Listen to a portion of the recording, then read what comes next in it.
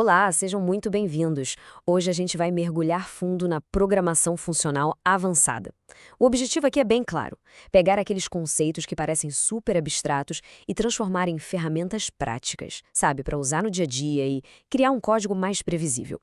E aí, quem nunca passou por isso? A gente aprende map, filter e reduce, se sente o máximo e de repente aparecem termos como functor, aplicativo, monad. Parece mais teoria do que solução, né? Pois bem, a ideia aqui é mostrar que eles são, na verdade, o próximo passo lógico para a gente compor pipelines de dados que sejam realmente robustos. Vamos tirar todo o misticismo e focar na prática. Certo? Vamos começar pelo cenário real. Antes de apresentar qualquer solução, a gente precisa entender bem qual é o problema. E o grande vilão da nossa história é um velho conhecido de toda pessoa que programa. Pensa só num fluxo de antifraude ou num processo de ETL. Cada nova regra, cada falha que pode acontecer, acaba virando mais um galho nessa árvore de decisões. O código vira aquela famosa pirâmide de condicionais, sabe? Fica difícil de ler, super complicado de testar e, o pior, dá um medo danado de mexer e quebrar alguma coisa. E é aqui que está a grande virada de chave. Em vez da gente ficar perguntando se isso acontecer, faça aquilo, a mentalidade muda para como eu conecto pequenas operações seguras. O foco deixa de ser controlar o fluxo o tempo todo e passa a ser descrever a transformação dos dados, passo a passo. Bom, para construir esses pipelines sólidos, a gente precisa de uma fundação, de um alicerce bem firme. E tudo começa com alguns conceitos que garantem a previsibilidade e a confiança no nosso código. Funções puras, elas são como operários de fábrica perfeitos. Elas fazem uma única tarefa, fazem essa tarefa muito bem e não bagunçam nada fora da sua estação de trabalho. Isso garante uma coisa chamada transparência referencial, que significa que a gente pode simplesmente trocar a chamada da função pelo seu resultado, que o programa continua funcionando igual. Agora, os tipos de dados algébricos, ou ADTs. Esse nome pode parecer meio intimidador, mas a ideia é genial. Com eles, a gente consegue modelar o mundo real no nosso código de um jeito muito, mas muito preciso. A grande vantagem é que, em vez de permitir que estados inválidos existam, a gente torna esses estados impossíveis de serem representados. E olha só como a ideia é simples, na verdade. Um tipo produto é um E. Pensa num registro que precisa de um campo A e de um campo B. Já um tipo soma é um OU. Ele representa uma escolha entre um valor do tipo A ou um valor do tipo B. É só isso. E isso aqui ilustra perfeitamente o poder dos tipos soma. O optional força quem está usando a lidar com a ausência de um valor de forma explícita. Aquele conceito de no pointer exception, ele simplesmente some, porque a possibilidade de não ter um valor já faz parte do tipo em si.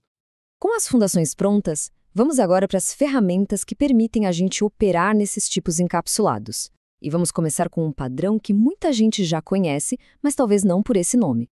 Olha que interessante. Se o map permite aplicar uma função em cada item de uma lista, o fmap pega essa mesma ideia e generaliza. Um functor é basicamente qualquer container ou contexto que sabe como aplicar uma função no valor que está guardado lá dentro. É como se fosse um map, só que para qualquer tipo de caixinha. Então, a intuição aqui é o que importa. Functor é sobre mapear o que está dentro. O aplicativo é para combinar coisas independentes, perfeito para validar formulário e querer juntar todos os erros de uma vez. E o monad é para encadear operações dependentes, parando tudo no primeiro erro que aparecer. Ok, teoria é muito bom, mas vamos ver na prática como esses padrões transformam aquele código confuso do começo em um pipeline que é limpo, robusto e, o mais importante, fácil de ler. Só uma pausa rápida para a gente notar que nada disso foi inventado do nada. Esses padrões vêm de um ramo da matemática chamado teoria das categorias. É por isso que eles são tão sólidos, tão confiáveis para a gente construir software. Vamos pensar nesse fluxo aqui que é super comum. Ler o arquivo pode falhar, o JSON pode estar inválido, o esquema pode não bater.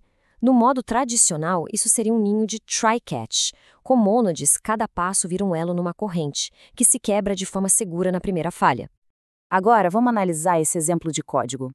As funções parseInt_safe e safeDivide não retornam um número direto. Elas retornam um option que pode ser some valor ou none. E o flatMap é a nossa cola mágica. Ele funciona como um porteiro. Ele olha o resultado do passo anterior. Se for some, ele tira o valor de dentro e passa para a próxima função. Se for none, ele para tudo e propaga o none até o final. O resultado? Um código sem nenhum if-else para checar falhas. Isso é transformador. O código passa a descrever o caminho feliz, o que fazer quando tudo dá certo. A lógica de tratar o erro fica embutida na própria estrutura do flat map e do tipo option, não espalhada por todo o código. Então, o ponto crucial é que isso é só o começo. Uma vez que a gente começa a pensar em composição em vez de ramificação, um universo inteiro de novas soluções se abre. Esse slide aqui é um guia rápido de diagnóstico. Quando a gente identifica um desses cheiros no código, existe um padrão funcional que resolve isso de um jeito muito mais elegante. É uma forma de traduzir problemas comuns do mundo imperativo para soluções funcionais. Se functors e monads são as nossas ferramentas, estes aqui são os projetos avançados. A gente pode explorar monoides para combinar dados de forma super poderosa, lentes para focar e atualizar dados lá no fundo de estruturas complexas e testes baseados em propriedades para garantir que as nossas abstrações se comportam exatamente como a matemática manda. Em resumo, a jornada foi essa. A gente saiu de um código frágil, cheio de condicionais, para um fluxo de dados linear, onde a composição de tipos e de padrões é o que garante a robustez. E fica aqui essa pergunta pré-reflexão. Da próxima vez que um ninho de if ou de try-catch começar a se formar no código, vale a pena se perguntar: será que não tem um jeito de descrever isso como uma composição de passos? A resposta pode simplificar e fortalecer o código de uma maneira incrível.